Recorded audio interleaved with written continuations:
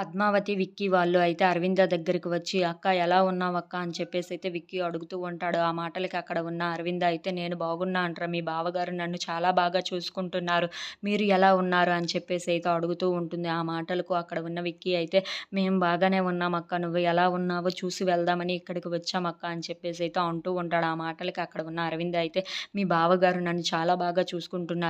నేను బాగానే ఉన్నానని" చెప్పేసైతే అంటూ ఉంటారు. ఆ మాటలకి అక్కడ ఉన్న పద్మావతి అయితే అరవిందను అలా చూస్తూ ఉండిపోతుంది. ఇంతలో అక్కడ ఉన్న విక్కీ అయితే, "అక్క, నాకు నువ్వు, నీకు నేను తప్ప మనకు తల్లిదండ్రులు లేరు కదా! నేను ఎప్పుడూ నీలో నా కన్న తల్లిని చూసుకునేవాడిని" అని చెప్పేసైతే అంటూ ఉంటాడు. ఆ మాటలు వినగానే అక్కడ ఉన్న అరవింద అయితే కళ్ళల్లో నీరు దింపుతూ ఉంటుంది. ఇంతలో అక్కడ ఉన్న అరవింద్ అయితే, "అక్క, నేను బావ మీద చెయ్యి చేసుకున్నాను అంటే దానికి ఏదో పెద్ద కారణమే ఉండి ఉంటుంది కదా! అది నువ్వు ఎప్పుడూ ఆలోచించలేదా?" అని చెప్పేసైతే అడుగుతూ ఉంటాడు. ఆ మాటలకి అక్కడ ఉన్న అరవింద్ అయితే ఏమీ మాట్లాడకుండా సైలెంట్‌గా అయితే ఉండిపోతుంది. అలా తలదించుకొని అయితే ఏడుస్తూ ఉంటుంది. ఇంతలో అక్కడికి మురళీకృష్ణ అయితే వచ్చి ఈ మాటలన్నీ వింటూ నవ్వుకుంటూ ఉంటాడు.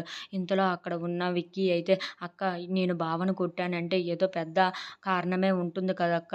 ఆ కారణం ఏంటో ఆలోచించక్క" అని చెప్పేసైతే అంటూ ఉంటాడు. If you like this video please like, share and subscribe friends.